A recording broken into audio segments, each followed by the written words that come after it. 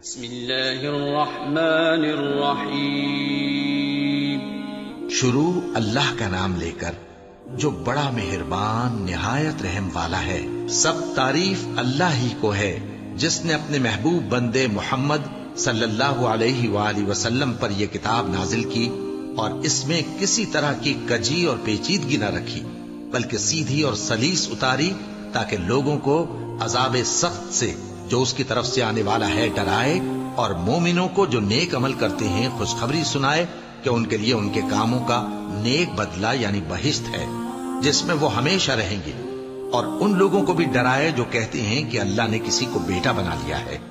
ان کو اس بات کا کچھ بھی علم نہیں اور نہ ان کے باپ دادا ہی کو تھا۔ یہ بڑی سخت بات ہے جو ان کے منہ سے نکلتی ہے، اور کچھ شک نہیں کہ یہ جو کچھ کہتے ہیں محض جھوٹ ہے۔ اے پیغمبر،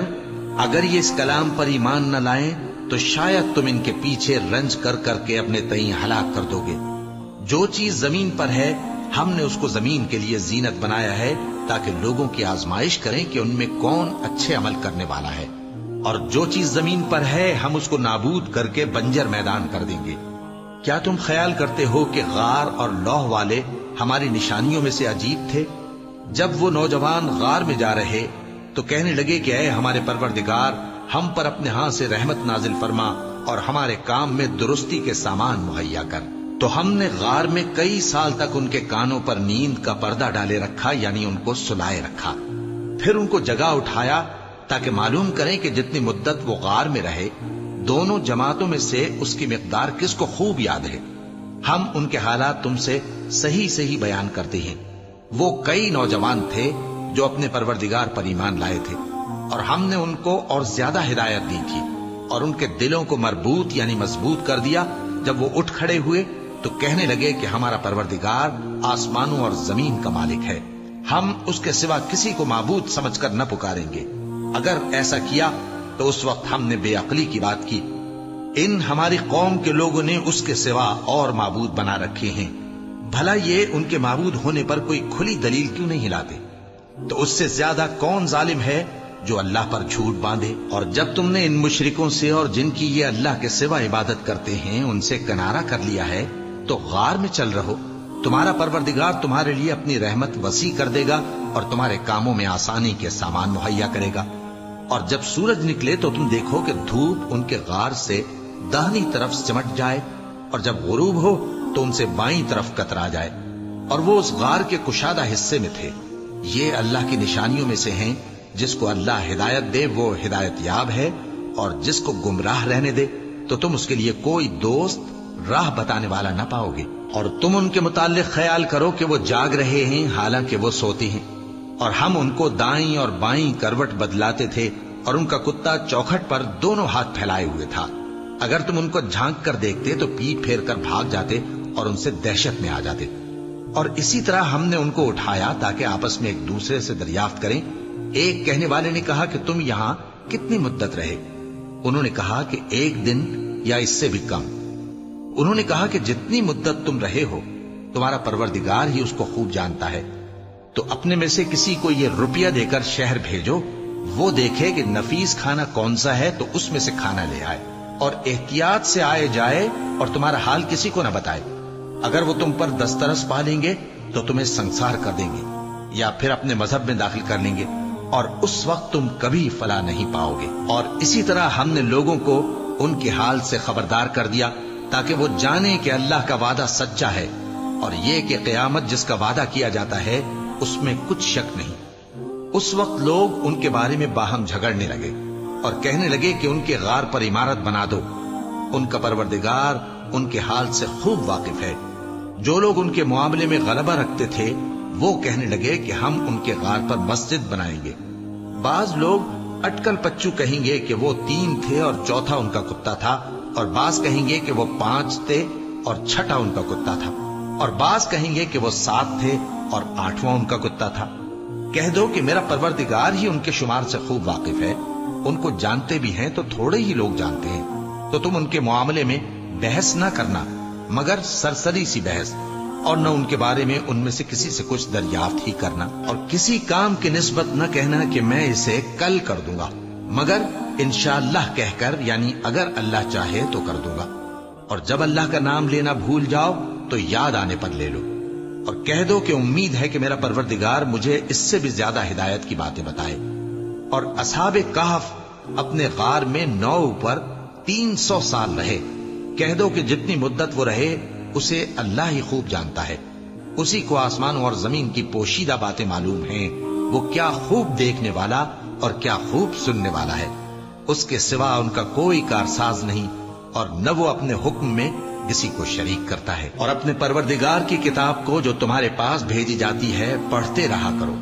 اس کی باتوں کو کوئی بدلنے والا نہیں، اور اس کے سوا تم کہیں پناہ بھی نہیں پاؤ گے۔ اور جو لوگ صبح و شام اپنے پروردگار کو پکارتے اور اس کی خوشنودی کے طالب ہیں، ان کے ساتھ صبر کرتے رہو، اور تمہاری نگاہیں ان میں سے گزر کر اور طرف نہ دوڑے کہ تم دنیاوی زندگی کی رونقوں کے خواستگار ہو جاؤ۔ اور جس شخص کے دل کو ہم نے اپنی یاد سے غافل کر دیا ہے اور وہ اپنی خواہش کی پیروی کرتا ہے اور اس کا کام حد سے بڑھ گیا ہے، اس کا کہا نہ ماننا۔ اور کہہ دو کہ لوگوں، یہ قرآن تمہارے پروردگار کی طرف سے برحق ہے، تو جو چاہے ایمان لائے اور جو چاہے کافر رہے۔ ہم نے ظالموں کے لیے دوزخ کی آگ تیار کر رکھی ہے جس کی قناتیں ان کو گھیر رہی ہوں گی، اور اگر فریاد کریں گے تو ایسے کھولتے ہوئے پانی سے ان کی داد رسی کی جائے گی جو پگھلے ہوئے تانبے کی طرح گرم ہوگا اور جو ان کے چہروں کو بھون ڈالے گا۔ ان کے پینے کا پانی بھی برا اور آرام گاہ بھی بری۔ اور جو ایمان لائے اور کام بھی نیک کرتے رہے تو ہم نیک کام کرنے والوں کا اجر ضائع نہیں کرتے۔ ایسے لوگوں کے لیے ہمیشہ رہنے کے باغ ہیں جن میں ان کے محلوں کے نیچے نہریں بہ رہی ہیں، ان کو وہاں سونے کے کنگن پہنائے جائیں گے، اور وہ باریک دیبا اور اطلس کے سبز کپڑے پہنا کریں گے، اور تختوں پر تکیے لگا کر بیٹھا کریں گے۔ کیا خوب بدلہ اور کیا خوب آرام گاہ ہے۔ اور ان سے 2 شخصوں کا حال بیان کرو جن میں سے ایک کو ہم نے انگور کے 2 باغ عنایت کیے تھے اور ان کے گردا گرد کھجوروں کے درخت لگا دیے تھے اور ان کے درمیان کھیتی پیدا کر دی تھی۔ دونوں باغ کثرت سے پھل لاتے اور اس کی پیداوار میں کسی طرح کی کمی نہ ہوتی، اور دونوں میں ہم نے ایک نہر بھی جاری کر رکھی تھی، اور اس طرح اس شخص کو ان کی پیداوار ملتی رہتی تھی۔ تو ایک دن جبکہ وہ اپنے دوست سے باتیں کر رہا تھا، کہنے لگا کہ میں تم سے مال و دولت میں بھی زیادہ ہوں اور جتھے اور جماعت کے لحاظ سے بھی زیادہ عزت والا ہوں، اور ایسی شیخیوں سے اپنے حق میں ظلم کرتا ہوا اپنے باغ میں داخل ہوا۔ کہنے لگا کہ میں نہیں خیال کرتا کہ یہ باغ کبھی تباہ ہو، اور نہ خیال کرتا ہوں کہ قیامت برپا ہو،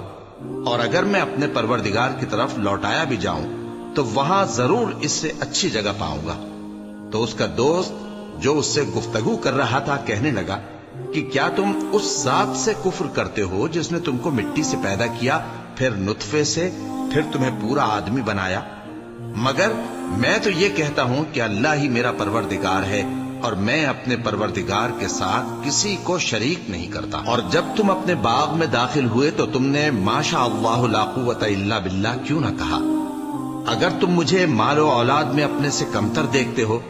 تو عجب نہیں کہ میرا پروردگار مجھے تمہارے باغ سے بہتر عطا فرمائے،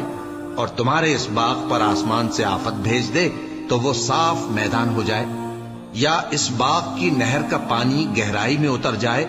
تو پھر تم اسے تلاش نہ کر سکو، اور اس کے میووں کو عذاب نے آ گھیرا اور وہ اپنی چھتریوں پر گر کر رہ گیا، تو جو مال اس نے اس پر خرچ کیا تھا اس پر حسرت سے ہاتھ ملنے لگا اور کہنے لگا کہ کاش میں اپنے پروردگار کے ساتھ کسی کو شریک نہ بناتا۔ اس وقت اللہ کے سوا کوئی جماعت اس کی مددگار نہ ہوئی اور نہ وہ بدلہ لے سکا۔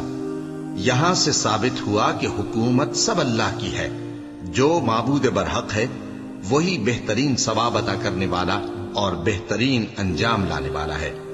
اور ان سے دنیا کی زندگی کی مثال بھی بیان کر دو کہ وہ ایسی ہے جیسے پانی جسے ہم نے آسمان سے برسایا تو اس کے ساتھ زمین کی پیداوار مل کر نکلی، پھر وہ چورا چورا ہو گئی کہ ہوائیں اسے اڑاتی پھرتی ہیں، اور اللہ تو ہر چیز پر قدرت رکھتا ہے۔ مال اور بیٹے تو دنیا کی زندگی کی رونق و زینت ہیں، اور نیکیاں جو باقی رہنے والی ہیں وہ ثواب کے لحاظ سے تمہارے پروردگار کے ہاں بہت اچھی اور امید کے لحاظ سے بہت بہتر ہیں۔ اور جس دن ہم پہاڑوں کو چلائیں گے اور تم زمین کو صاف میدان دیکھو گے اور ان لوگوں کو ہم جمع کر لیں گے تو ان میں سے کسی کو بھی نہیں چھوڑیں گے، اور سب تمہارے پروردگار کے سامنے صف باندھ کر لائے جائیں گے،